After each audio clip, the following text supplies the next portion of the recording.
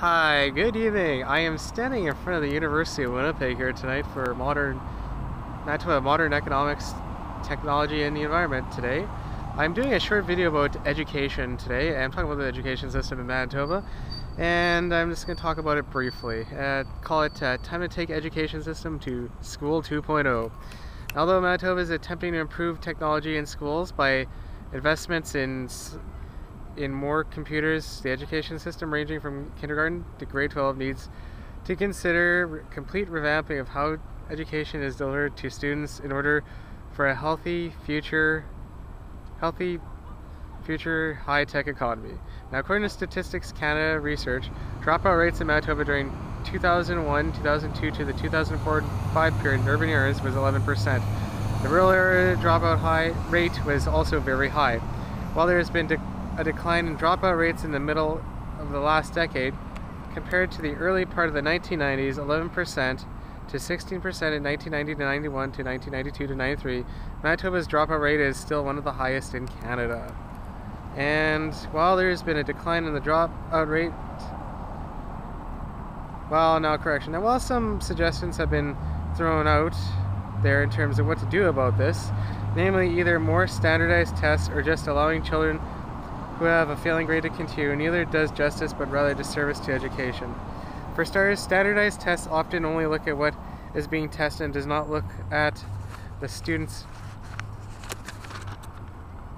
other skills. Other critics of standardized tests like Bill Ayers have noted that these types of tests that they cannot measure initiative, creativity, imagination, conceptual thinking, curiosity, effort, irony, judgment, commitment, nuisance, goodwill, ethical reflection, or a host of other valuable dispositions and attributes. What they can measure and count are isolated skills, specific facts, function, content, knowledge, the least interesting and the least significant aspects of learning. From an article in the Christian Science Monitor. So now on the opposite end, by allowing students to go through school even though they have failed, only enforcing failure will eventually affect the future human capital and potentially productivity gains. Rather than more standardized tests or passing students who have failed, the education system needs to be more student-focused and give them the tools to be efficient in the 21st century. One way this can be done is to have an education system that is more interactive rather than passive. Author Don Tapscott, who wrote the 2008 book Grown Up Digital, suggests that there is no changes to the delivery of the service, saying the model of education that is still prevails today was designed for the industrial age. It revolves around a teacher who delivers a one-size-fits-all one-way lecture. The student working alone is expected to absorb the content delivered by the teacher. This might have been good for the mass production economy, but it does not deliver for the challenges of the digital economy or for the net generation mind. Basically, what he says is that we need to change. Tapscott urges that a new educational model that focuses on interactive learning compared to broadcast learning will reduce dropout rates, increase student interest, and have this generation of young people prepared for the challenges of a highly interactive, high-tech 21st century economy. A broadcast model is highly dependent on the teacher, very individualistic, and has a one-size-fits-all component. At the same time, contrast that with the interactive learning model that is more student-focused. One size fits one, engages the student through collaborative learning. Some areas of the world have begun to try a more interactive learning approach and has worked. One could point at an example that Tapscott uses in his book from Quebec, Cowansville, Quebec, which is near the Canada-US border. The school board decided to put laptops in the hands of students in grades 3 to 6. After this was done, absenteeism, and also incidents dropped 26 and 34% respectively, while writing comprehension skills went up 12% for their ages. The example from Cowansville, Quebec may be the best example of how the education system can be reformed to reflect the needs of the students in terms of interactive learning. To start building the road to Education 2.0, the province of Manitoba will have to look at what is being delivered in the public school system.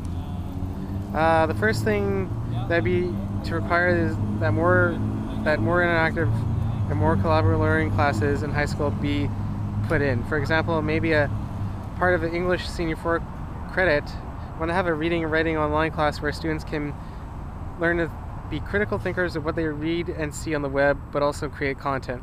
Class like this would allow students to learn from each other rather than being taught from a lecture from a teacher.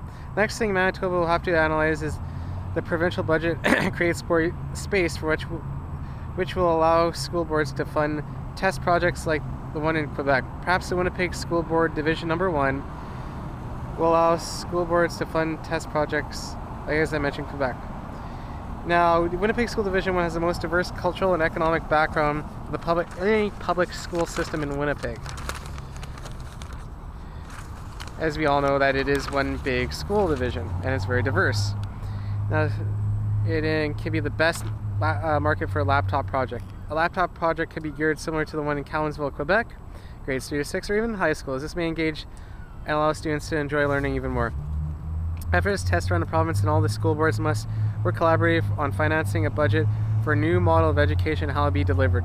This will range from what tools will be necessary for teachers to have, transitioning from a lecture-based style to more interactive funding for the appropriate technology, and, as mentioned before, restructuring what is taught in our schools to make public education competitive.